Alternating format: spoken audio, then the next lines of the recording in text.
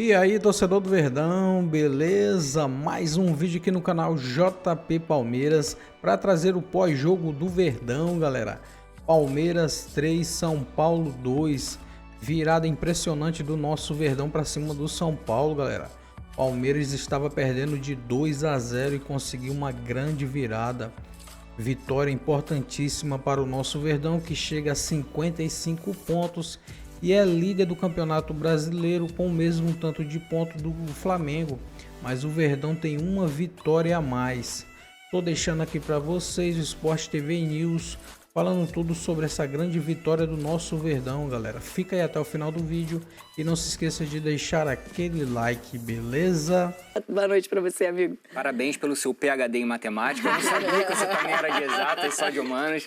Boa noite a todo mundo aqui ligado no Sport TV News. Rodada ainda promete, né? Ainda tem jogos aí a cumprir. O Palmeiras com uma vitória muito importante em cima do São Paulo, mesmo diversas polêmicas. Dá pra gente dizer que o Ramon Abate Abel esteve envolvido diretamente nessa tomada de liderança do Palmeiras, né? Por apitar o jogo do Palmeiras hoje contra o São Paulo com diversas polêmicas e na rodada passada um Flamengo e Cruzeiro no Maracanã, onde o jogo não andou de nenhuma maneira, mesmo que ele não tenha sido o responsável pelo resultado. Eu acredito hoje que o Palmeiras fez um partidaço, mas tiveram algumas situações de jogo que o árbitro tentou controlar de uma maneira que não deveria. A aplicação de cartão tem que ser feita, você não pode controlar a aplicação de cartão amarelo, você tem que seguir a regra, e hoje em algumas situações o árbitro da partida deixou a desejar. Houve reclamação de falta em 2 gols, no gol do São Paulo, por parte do Palmeiras, depois em um dos gols do Palmeiras por parte da equipe do São Paulo, mas você está se referindo, claro, ao lance do pênalti pedido pelo São Paulo. E da possível expulsão e alguns também lances. Nos lances de agressão, eu né? acho que uma das coisas que eu não gosto na arbitragem brasileira é que a arbitragem brasileira gosta de controlar a partida para não prejudicar o espetáculo. Então deixa de aplicar cartões amarelos que deveriam ser aplicados para tentar controlar ali o jogo, administrar a partida. Isso aí é histórico na arbitragem brasileira. Vamos controlar o jogo, vamos administrar a partida. A regra ela é feita para ser cumprida. Se é lance para cartão amarelo, tem que dar cartão amarelo. Se é lance para cartão vermelho, tem que dar cartão vermelho. E quando você começa a administrar muito, você acaba fazendo jogadas parecidas à sua própria vontade, e aí fica uma questão de interpretação a determinadas situações pessoais do árbitro. Então você acaba dando margem a que você seja criticado porque você interpreta lances de maneira como para administrar o jogo ao invés de você cumprir a regra. A gente está vendo alguns dos melhores momentos aí da partida, né? E aí você viu no gol do São Paulo, houve uma reclamação de uma possível falta no Vitor Roque. Essa aí, ó. E aí o São Paulo faz o segundo gol, o árbitro revisou, entendeu que não houve falta nesse lance. Portanto, validou o gol do Palmeiras, o gol do São Paulo. E repito, o São Paulo vencia por 2-0 a partida no primeiro tempo, enquanto o Palmeiras no segundo buscou o empate. E tem uma reclamação que a gente vai mostrar já já, de um lance de pênalti que teria acontecido no Tapia e que o São Paulo reclamou muito do lance. Na revisão, o árbitro de vídeo não recomendou que o árbitro fosse para rever o lance no vídeo e entendeu que não houve a penalidade. Acho que vai ser um lance para discutir a semana inteira, né? Como infelizmente é comum no futebol brasileiro. E a gente vai ter já também os gols do Palmeiras, e aí é uma reclamação também, um dos gols do Palmeiras, de que houve falta nos jogadores, falta em um jogador do São Paulo. E aí, Belly, claro que a gente precisa passar pelos erros e possíveis erros da arbitragem nessa partida, prováveis, né, que a gente fale sobre eles, mas tem uma recuperação do Palmeiras que também é muito impressionante no segundo tempo, ao mesmo tempo do São Paulo, que abre um placar desse tamanho num clássico e não consegue controlar o jogo no segundo tempo, né? Exato. A gente parecia que teria um clássico um pouco mais encaminhado. Exato. Esse é o lance. Segundo o não houve pênalti, tá? Esse é o lance cabal, assim, desse jogo. Acho que é o grande lance do jogo. Que pode tava 2-0 ainda, São Paulo. Tava 2-0 São Paulo, uma chegada ali do São Paulo e, né, logo, esse ângulo é excelente. Um passe do Luciano. Tapia, que foi a grande novidade hoje no time do São Paulo, tava em direção à bola. Exato. E é atropelado pelo jogador do Palmeiras. Exatamente. Mas uma boa recuperação da equipe do Palmeiras. A gente vai bater, né, algumas vezes aqui esse papo sobre a arbitragem, a gente vai discutir algumas tomadas de decisão aí do Ramon Abate-Abel, mas em nada tira o mérito do Palmeiras de ter conseguido reorganizar a casa. No primeiro tempo, realmente, o Palmeiras muito perdido, né, com um pouco de dificuldade de sair jogando. Um São Paulo muito sóbrio, muito ciente do que precisava fazer para agredir esse Palmeiras, mas no segundo tempo a situação virou um pouco. O São Paulo parece ter perdido essa questão desse controle do jogo e, principalmente, São Paulo sem a bola no segundo tempo, ele foi muito indisciplinado. Indisciplinado no sentido de não conseguir seguir o que o jogo pedia. Só para arrematar que esse foi o lance que o time de São Paulo também pediu falta no gol do Palmeiras. Exato. Então foi um São Paulo muitas vezes até meio passivo sem a bola, né? Cometendo muitos erros, cometendo muitos equívocos. Esse lance, por exemplo, foi uma baita de uma jogada, mas a gente está vendo numa posição extremamente privilegiada a linha de defesa do São Paulo completamente desorganizada. Uma situação ali de superioridade numérica da equipe do Palmeiras e sem dificuldade, toques rápidos. Assistindo o Palmeiras tocar a bola, né? Exatamente. O São Paulo de espectador ali, principalmente no segundo tempo. E você não pode ser nunca espectador de uma equipe como o Palmeiras. Porque para você incomodar o Palmeiras, você precisa de muito. Você precisa que a gente fica brincando de erro zero, que não existe, mas algo próximo disso. Você precisa de um nível de atenção muito grande, de um comprometimento muito grande. E no segundo tempo, esse comprometimento, essa atenção do São Paulo caíram e o Palmeiras soube aproveitar muito bem as oportunidades, acabou convertendo, virando o jogo e agora, no momento exato, líder do campeonato. Teremos mais tarde. Um jogo a menos. Tem um jogo a menos, repetindo, daqui a pouquinho teremos Flamengo e Bahia, mais tarde também, às 8h30 da noite, Cruzeiro, entre em campo contra o Sport. O Palmeiras terá esse jogo no meio de semana, né? Durante a data FIFA, a gente vai ter o Palmeiras jogando contra o Mirassol, que é justamente essa partida, uma das, né? O Palmeiras tem 2 jogos a menos. Em relação ao Cruzeiro, que já tem os 27, será disputado hoje o 27º jogo do Cruzeiro. O Palmeiras tem 2 a menos, um será disputado no meio da semana contra o Mirassol. A gente já tá vendo também, Raed, lance da confusão que a gente teve, né, quando o jogo ainda estava 2-2, e aí a gente tem esse empurra-empurra, essa agressão ali, empurrão, os jogadores chegam, até a comissão técnica participa, e só sobrou amarelo, né? Não tivemos expulsão depois dessa confusão generalizada aí. Especificamente sobre isso aí, eu acho até que o árbitro foi bem, porque mal ou bem não houve agressão, né? Se tivesse tido agressão, aí teria que botar os 2 jogadores pra rua, e o momento do jogo importante das duas equipes. O Enzo e o Vitor Roque se estranham ali, porque o Vitor Roque queria pegar a bola rápido para fazer a cobrança, ele entende que o Enzo tropeçou ali propositalmente nele, e aí esse empurra-empurra para você, ficou bom o cartão amarelo. Não houve agressão, teve um empurra-empurra, e aí os ânimos poderiam ficar exaltados, mas assim, ali ele conseguiu administrar bem um momento do jogo importante. A minha questão com a arbitragem brasileira é que uma das várias coisas que eu não gosto na arbitragem brasileira é que ela geralmente tenta administrar o jogo de uma maneira com faltas de antijogo, de situações que têm que ser evitadas. Você tem que primar pelo jogo de futebol. O cara que quer jogar bola, ele tem que poder jogar bola no futebol brasileiro. Ele não pode, o antijogo ele não pode ser tolerado. Se o antijogo acontecer, ele tem que ser punido com cartão amarelo. Se tiver cartão amarelo, cartão vermelho. E faltas agressivas também tem que ser punidas com cartão vermelho. Quando o árbitro ele começa a não punir jogadas com o devido rigor que a jogada merece ser punida, o jogo fica a critério de mini decisões particulares do árbitro, e isso aí cabe interpretação para que a gente comece a duvidar do caráter do jogo. Então vamos lá, não estou falando da questão do possível pênalti para o Palmeiras, para o São Paulo contra o Palmeiras, né, nem do pisão do Gustavo Gomes. Especificamente, me causou muita estranheza o Ramon Abate-Abel estar ligado diretamente no jogo da rodada passada entre Flamengo e Cruzeiro e nessa rodada entre Palmeiras e São Paulo, com todas as polêmicas que se envolveram durante os 2 jogos. Até então era avaliado como um bom árbitro, né? E por isso acho que estaria nos principais jogos. Mas, enfim, realmente há polêmicas e reclamações nas últimas partidas e na de hoje, principalmente, né, o lance do pênalti que nós vimos, pedido pelo São Paulo quando vencia o Palmeiras por 2-0 e acabou levando a virada. Aí vocês viram, né, a gente trouxe aqui os melhores momentos e os gols da partida. O Luciano abre o placar, o Tapia faz o segundo ainda no primeiro tempo, e aí no segundo tempo o Palmeiras primeiro com o Vitor Roque, depois o Flaco, de fora da área, e o último gol de cabeça ali do Ramon Sousa selaram a vitória de virada do Palmeiras, e que, repito, teremos ainda muitas reclamações por conta de todas essas decisões envolvendo situações importantes do jogo. E há que se reconhecer a reclamação do São Paulo nesse caso, porque vencia de fato o jogo por 2-0. A gente nem sabe se ia converter o pênalti, mas há um erro ali muito claro da arbitragem na não marcação desse pênalti. Enfim, teremos áudio do VAR sendo divulgado pela CBF amanhã, provavelmente nota oficial dos dois clubes, carta para a CBF, coisas que a cada rodada a gente vai repetindo, que infelizmente a gente se acostuma no futebol brasileiro com o nível da nossa arbitragem. O fato é que o Palmeiras está de olho na tabela de classificação, buscou os pontos que precisava. O São Paulo hoje, aí falando dos times, né, Belly? A gente teve, começando a partida, um Palmeiras idêntico ao que já tinha começado contra o Vasco, agora sem o Lucas Evangelista, com o Andrés Pereira sendo o segundo homem, e um São Paulo cheio de novidades. O Crespo, pelo menos ali no meio campo, conseguiu ter o Marcos Antônio de volta, jogador importante, hoje foi titular.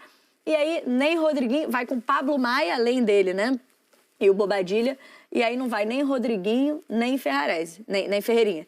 Ele vai de Luciano e Tapia e teve estrela, pelo menos no primeiro tempo, porque foram os dois autores dos gols do São Paulo. Exatamente. Assim, o Crespo tem um desafio muito grande, que o Zubeldia já tinha antes, que é esse departamento médico do São Paulo lotado. E quando você vai encarar um Palmeiras, você realmente tem que ser muito certeiro nesse tipo de estratégia, né? A gente viu o Luciano fazendo o primeiro gol numa jogada onde ele teve muita liberdade. Estava bem posicionado ali, foi uma bobeira da zaga do Palmeiras, né? Um erro ali de tomada de decisão, mas o Luciano estava no lugar onde ele tinha que estar, na hora que ele tinha que estar, e finalizou em gol, conseguindo marcar. Era algo com muita frieza para tirar o Everton também da bola, E foi algo que o Luciano sofreu na eliminação da Libertadores, por exemplo, né? Um Luciano que finalizou e perdeu algumas oportunidades, mas hoje conseguiu converter o primeiro gol, né? Conseguiu marcar ali o primeiro gol da equipe do São Paulo. Assim, o Crespo, ele é um técnico que chegou há pouco tempo, né? Logo antes da Copa do Mundo de Clubes, tem uma identificação ali com o São Paulo, mas ele ainda está entendendo o que ele tem de material humano à disposição dele, muito por conta dessa situação do DM do São Paulo estar lotado. E ele vai tentando encontrar estratégias dentro desse elenco, né? Não é um São Paulo que está nadando em rios de dinheiro, que pode fazer grandes investimentos, que pode se reforçar de forma proporcional, por exemplo, ao que o Palmeiras... Sim. Pelo contrário, inclusive se liberou diversos jogadores da base e muito criticado pela venda desses jogadores, né? Que hoje poderiam ser titulares do clube. E por valores muito abaixo do mercado também, do que eles poderiam ter sido negociados. Isso é nada, que isso. Mas isso é quase que a sina do São Paulo, né? Um time que revela, mas vende mal, e aí não consegue utilizar muitas vezes esses atletas no profissional, e aí quando olha precisa investir em jogadores, só que o São Paulo hoje não tem essa barganha, sabe? Assim, o Crespo, acho que durante 45 minutos ele acabou conseguindo, de certa forma, entender qual era a melhor das estratégias, mas aí a mão do técnico ela vai até determinado ponto. Porque não tem como o Crespo olhar, ler as estratégias, fazer mudanças, substituições e olhar para o seu banco, tentar modificar alguma coisa, se aí o nível de desatenção desses atletas ele acaba caindo. Eu não sei se foi uma questão de esgotamento físico, me pareceu um São Paulo um pouquinho mais cansado no segundo tempo, o que é natural, principalmente quando você joga contra um Palmeiras, um time de muita intensidade, mas foi um São Paulo que conseguiu controlar bem o primeiro tempo. Foi um São Paulo que jogou um primeiro tempo muito tranquilo. Parecia que o clássico estava encaminhado, mas realmente aí não tem como você botar a responsabilidade só em cima do técnico. Acho que a postura dos jogadores, o nível de atenção, tudo isso tem que entrar nessa equação que acabou gerando uma derrota de virada e muito dolorida para o São Paulo, porque o São Paulo é um time que não vem num grande momento, se acostumou a viver grandes glórias durante muito tempo, mas hoje é um São Paulo que briga ali por uma classificação na Libertadores e se apega muitas vezes nas Copas para fazer um bom ano. Foi eliminado da Copa do Brasil esse ano para o Atlético Paranaense, foi eliminado da Libertadores pela LDU. Tinha muita esperança nesse clássico, jogando em casa contra um Palmeiras que é um time a ser batido sim, mas dentro dos seus domínios, sabe? Era um São Paulo que, até pelas circunstâncias do jogo, mostrou que tinha condições de vencer a partida. Não foi o que aconteceu. A gente acompanhou daqui, viu tanto que foi, né, emocionante, um roteiro incrível essa virada do Palmeiras lá no Morumbi, com muitas reclamações, ânimos exaltados, mas pra gente sentir também um pouquinho do termômetro de quem estava, né, acompanhando muito bem essa partida, chamando a nossa equipe de transmissão com a gente agora aqui no do Sport TV News para contar um pouquinho desse jogo, do que foi essa virada impressionante do Palmeiras. Paulo Andrade, Aline Calandrini, Fernando Praz já estão aqui com a gente no Sport TV News. E aí, amigos do Morumbi, imagino o que foi essa atmosfera nesse segundo tempo, principalmente com esse resultado. Bem-vindos aqui ao News. Boa noite, Paulo. Boa noite, Camila, Belly, Raed. Pois é, né? Assim, a gente vai ter de novamente usar o que a gente tem usado algumas vezes ao longo dessa trajetória do Abel Ferreira como técnico do Palmeiras. O Palmeiras é o time que tem o pacto, o Abel tem o pacto. O Palmeiras é o time que tem um apetite incrível de vitória. O Palmeiras é um time que tem, claro, outros fatores de campo, técnica, tática, elenco e tudo mais, mas que tem um psicológico inacreditável. O Palmeiras, com todo o seu apetite, chega neste momento à primeira posição do Campeonato Brasileiro, antes do Flamengo, pelo menos por enquanto, antes do Flamengo enfrentar o Bahia fora de casa. Aline Calandrini e Fernando Praz foram os comentaristas dos canais Premier para o Choque Rei deste domingo. Que jogo e que vitória do Palmeiras, Calan.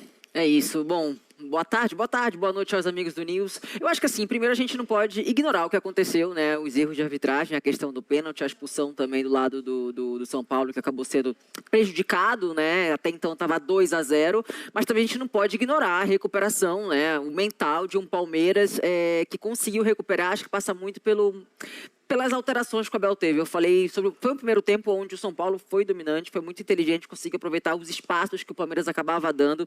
Foi para o intervalo de jogo confiante e na volta o Abel já faz 3 alterações, né? Coloca o Maurício, coloca o Alan e coloca o Fux, né? Então ele faz essa mudança inicial, ali acaba surgindo já, acho que o primeiro gol, enfim, e aí só deu o Palmeiras, né? Foi buscar, e eu acho que o São Paulo sentiu até fisicamente também. Eu acho que o Crespo demorou para alterar. Fora isso, eu vi erros individuais também do lado do São Paulo que acabaram custando caro contra um time que você não pode deixar de gostarem do jogo. Foi um jogo onde, para mim, o São Paulo foi melhor a maioria do tempo. O Palmeiras não fez um bom jogo, mas o São Paulo não poderia errar. Mais uma vez, tem a conta da arbitragem. Eu acho que o São Paulo foi claramente prejudicado, mas o Palmeiras que fez uma reta final muito eficiente, com muito volume de jogo, a partir das alterações do Abel, e um São Paulo que acabou desligando no segundo tempo e acabou custando caro. Tudo bem, Praz? Tudo bem, Paulo? Prazer estar participando com vocês no programa. Não foi um bom jogo do Palmeiras, né? Apesar de uma vitória épica, não foi um bom jogo. O Palmeiras começou melhor ali até os 12 minutos. Depois o São Paulo conseguiu fazer o gol numa transição, que é muito típico do Palmeiras, né? O Palmeiras estava organizado para atacar, não conseguiu se reorganizar para defender. E abriu 2-0 no primeiro tempo. Aí o Abel faz as mudanças, a gente falou isso durante o jogo. Os lados do Palmeiras sempre são muito fortes, mas muito fortes. O São Paulo conseguiu controlar bem, principalmente a profundidade pelas laterais, e isso acabou também não gerando jogo por dentro. Aí o Abel faz as trocas. O Palmeiras, o jogo não parecia, não mostrava que o Palmeiras conseguiria empatar, quem sabe virar. Só que aí depois do primeiro gol do Palmeiras entra a questão mental, que eu acho que é muito forte, muito importante. O São Paulo, por um lado, sentiu muito, porque aqui estava um ambiente muito bom, né? São Paulo sente o primeiro gol do Palmeiras, sente assim, esses equívocos da arbitragem citados pela Calan, e o Palmeiras fazendo o primeiro gol logo a seguir. Sente o primeiro gol, e o Palmeiras, a gente já sabe da força mental que o Palmeiras tem, é um time formado há muito mais tempo, com o treinador há muito mais tempo.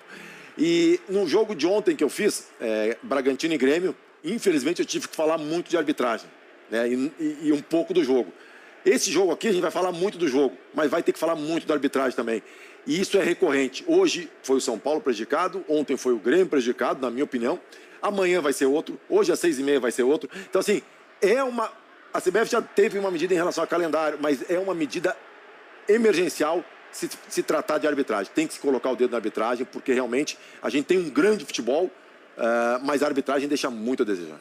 Naquele primeiro momento, os lances aconteceram um atrás do outro, tá? A chegada ali do Alan escorregando, sem querer também a falta, né? A gente costuma usar isso no futebol. Ele vai em cheio na perna do Tapia e logo depois tem essa entrada de cima para baixo do Andréas Pereira, que para o Paulo César de Oliveira seria para cartão vermelho e não amarelo, como recebeu o Andréas Pereira. E a reação do Palmeiras começa num lance logo depois, né? Na cabeçada ali do Vitor Roque. Esse também é um lance que poderia gerar conversa e tal. Aí eu acho que aí não tem, jogo. O Paulo César disse que foi tudo bem na jogada que nasce lá do campo de defesa para o Palmeiras chegar ao ataque e diminuir com o Vitor Roque. É muito ruim a gente ficar falando de arbitragem, né? Porque o jogo foi interessante, foi bom. A gente falou sobre os encaixes, sobre o duelo, né? A gente não sabe o que aconteceria se tivesse o pênalti marcado, se tivesse um jogador expulso. A gente tem que falar do que está acontecendo no jogo e a gente citou, né? O Paulo César falando sobre que deveria ter sido expulso, deveria ser pênalti, mas é muito si, né? É muito si. Agora que é mais um jogo que é prejudicado, é um jogo prejudicado. A gente poderia falar de muitas coisas acontecendo. O desempenho abaixo do Palmeiras, da superação do São Paulo, dos encaixes do São Paulo, o retorno do Marcos Antônio. A gente poderia falar sobre Vitor Roque e Flávio Lopes, mesmo não fazendo um bom jogo. Eles foram essenciais, né? Participando também, cada um de uma maneira diferente do seu gol. O Sousa que acabou entrando, enfim. É muito ruim tudo isso, assim. A gente fica... a gente vai falar de futebol, a gente vai falar sobre essa mentalidade, sobre as mudanças que o Abel acabou fazendo, a gente vai falar sobre como o São Paulo foi eficiente e inteligente no primeiro tempo, mas sim, tem um outro fator que talvez pudesse fazer diferença no resultado da partida. E agora, teve confusão ali também e tudo mais com o Vitor Roque, com o Enzo Dias, depois o Mikael chega ali do banco de reservas, o tempo ficou quente aqui no Morumbi, viu, Camila? E tem tabu, já há muito tempo o São Paulo não sabe o que é derrotar o Palmeiras, estava derrotando, fazendo 2-0, não foi dessa vez, o tabu continua, o Palmeiras já há bastante tempo sem saber o que é perder para um dos seus principais rivais, Camila. É isso, Paulo. Praz e Calan trazendo um pouquinho dessa impressão. E lá do Morumbi, imagino, né, que essa reclamação tenha sido ainda maior, porque a gente está falando do estádio onde a torcida do São Paulo, né, era presença. Lembrando que em São Paulo não temos clássicos, são disputados com torcida única, não temos torcida mista. Então era a torcida do São Paulo diante dos erros que entendeu aconteceram na partida. Acho que a sensação um pouco do que traz a Calan perfeita, de que a gente não tem como saber o que aconteceria, né? Se fosse expulso o Andrés Pereira, se o São Paulo tivesse um pênalti vencendo por 2-0, se converteria, né? Se seria diferente. Mas o fato é que a gente passa mais uma rodada em um jogo importante, um clássico, um choque rei, e que decide liderança de campeonato, falando de arbitragem, né? Acho que esse talvez seja o grande problema que se repete a cada rodada e a cada ano, quando a gente fala de futebol brasileiro e de jogos decididos, jogos como esse, em que a gente tem esse lance. É uma entrada no Tapia, dentro da área, que não só o árbitro do jogo, o Ramon Abate, como o árbitro de vídeo não chamou para revisão, não entendeu que deveria ter chamado o árbitro para marcar esse pênalti aí a favor do São Paulo. É complicado, né? É complicado, porque quando a gente fica nesse exercício de hipóteses, é o exercício do irreal, a gente não sabe. Sim. Mas a gente pode dizer que foi sacada a oportunidade, né? Foi tirada a oportunidade do São Paulo bater uma penalidade. Disso a gente pode falar, né? Acho que como seria o desenrolar do jogo, se o Palmeiras faria os 3 gols, se o Palmeiras viraria, a gente não sabe. A gente não sabe, mas é um lance cabal por isso, porque a gente tira de uma das equipes a possibilidade de cobrar um pênalti. E por conta de um pênalti ser o que é, né? É claro que os exercícios eles vão aumentando à medida que esses erros, esses equívocos aí de arbitragem, eles acontecem. O Ramon Abate, ele foi muito incisivo na negativa. Desculpa te cortar antes de você me cortar, Ed, mas ele foi muito convicto. Ele sai do lance, né, apontando, dizendo que não foi nada. Eu tenho até uma visão um pouco diferente da sua, não com relação à questão do pênalti, mas hoje você jogar um tempo inteiro, 30 minutos, com um jogador a menos, ou um jogo inteiro com um jogador a menos, ele modifica o panorama do jogo por completo. Então, para mim, a grande questão não é uma interpretação do árbitro se o jogador escorregou e por isso atrapalhou o outro ou não. Isso aí é possível de interpretação e a gente vai criticar a interpretação do árbitro de vídeo. O árbitro de vídeo poderia ter chamado, escorregou, mas o jogador ia pegar a bola dentro da área para fazer o gol. Vem aqui ver de novo. Isso aí a gente vai ver amanhã. Agora, a partir do momento que você deixa de aplicar um cartão amarelo ou vermelho e você não é corrigido em um lance que é para cartão... Aí você está falando do lance do Andrés Pereira. Ou do Bobadilha, ou de qualquer um. Eu estou falando em geral. Quando você tenta administrar um jogo e você não aplica o cartão correto para uma jogada brusca, o jogo ele fica a cargo e a critério de mini decisões pessoais do árbitro naquela partida.